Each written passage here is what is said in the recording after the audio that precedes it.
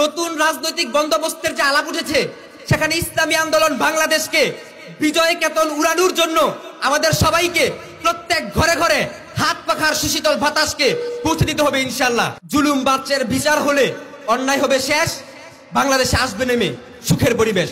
এই পর্যায়ে আপনাদের সামনে সংক্ষিপ্তভাবে বক্তব্য পেশ করবেন বিশ্ববিদ্যালয় বিষয়ক সম্পাদক, ইসলামী ছাত্র আন্দোলন বাংলাদেশ নরসিংদী জেলা শাখার মোহাম্মদ সজীব রায়হান সোয়াদ।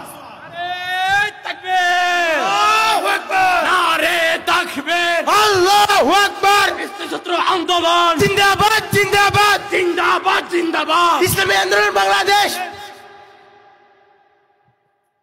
আসসালামু আলাইকুম ওয়া রাহমাতুল্লাহি ওয়া বারাকাতুহু।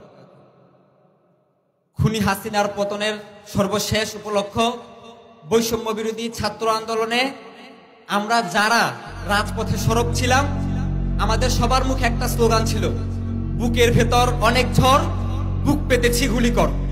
এই স্লোগানকে ধারণ করে বৈষম্যের বিরুদ্ধে যারা আন্দোলন করেছি, আজকে হাসিনার পতনের পর বাংলাদেশ এমন এক ইতিহাসের দুর্দান্ত মুহূর্ত উপস্থিত, যখন all over Bangladesh people love and cry at the same time, smile for freedom, but so much blood has to be dead, tears are drowned.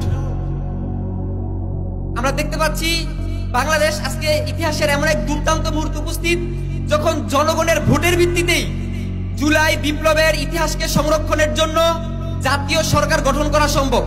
আবার কায়েমি স্বার্থবাদীদের কাছে হেরে গিয়ে জুলাই বিপ্লবের ইতিহাসকে ম্লান করারও প্রবল সম্ভাবনা রয়েছে।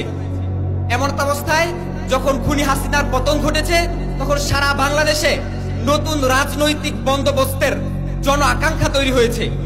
কারণ আমরা দেখেছি, ইতিহাস বলে স্বৈরাচারের বিরুদ্ধে গণ আন্দোলন হয়, স্বৈরাচারের পতন হয়, পৌরাণিক ফিনিক্স পাখির মতো আবার নতুন করে ভস্ম থেকে স্বৈরাচার জেগে উঠতে পারে। এজন্য আগামীর বাংলাদেশকে যদি বৈষম্য মুক্ত করতে চাই, আগামীর বাংলাদেশকে যদি সন্ত্রাস মুক্ত, চাঁদাবাজ মুক্ত করতে চাই, তাহলে যেই সংস্কারের আলাপ উঠেছে, সেখানে আনুপাতিক প্রতিনিধিত্বের কথা উঠেছে। আনুপাতিক প্রতিনিধিত্ব হলো জনগণের প্রতিনিধিত্বকে সার্বজনীন করার লক্ষ্যে, জনগণের প্রতিনিধিত্বকে সার্বজনীন করার লক্ষ্যে উদ্ভাবিত একটি উন্নততর পদ্ধতি, যেখানে জনগণের প্রতিটি ভোটের মূল্যায়ন করা হয়।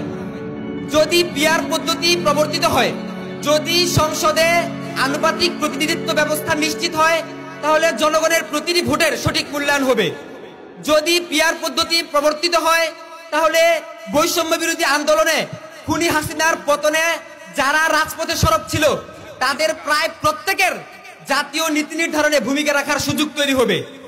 যদি পিআর পদ্ধতি সংসদে প্রবর্তিত হয়, তাহলে দলীয় নেতাকর্মীদের উপর দলের প্রভাব বাড়বে। এতে করে কোনো দলের একক সিদ্ধান্ত বা ইচ্ছা পুরো জাতির উপর চাপিয়ে দেওয়ার সুযোগ থাকবে না, যেটা বাংলাদেশের জন্য সবচেয়ে বেশি প্রয়োজনীয়। এজন্য আগামীর বাংলাদেশ বিনির্মাণ করতে হলে বিগত 53 বছর যারা বাংলাদেশকে শোষণ করেছে, শাসনের নামে যারা শোষণ করেছে, তাদের রাজনৈতিক চরিত্র বাংলাদেশের মানুষের কাছে পরীক্ষিত। এজন্য নতুন রাজনৈতিক বন্দোবস্তের যে আলাপ উঠেছে, সেখানে ইসলামী আন্দোলন বাংলাদেশকে বিজয় কেতন উড়ানোর জন্য আমাদের সবাইকে প্রত্যেক ঘরে ঘরে হাত পাখার সুশীতল বাতাসকে পৌঁছে দিতে হবে ইনশাআল্লাহ। আমরা আশা করি চলমান সংস্কার কার্যক্রমকে অর্থবহ করার জন্য অন্তর্বর্তীকালীন সরকার সংসদে আনুপাতিক প্রতিনিধিত্ব পদ্ধতি চালু করবেন, যারা এই সংস্কার কার্যক্রমে ব্যাঘাত ঘটাবে, তাদেরকে শক্তিশালী রাজনৈতিক সদিচ্ছার দ্বারা দমন করবেন, এই প্রত্যাশা শেষ করছি।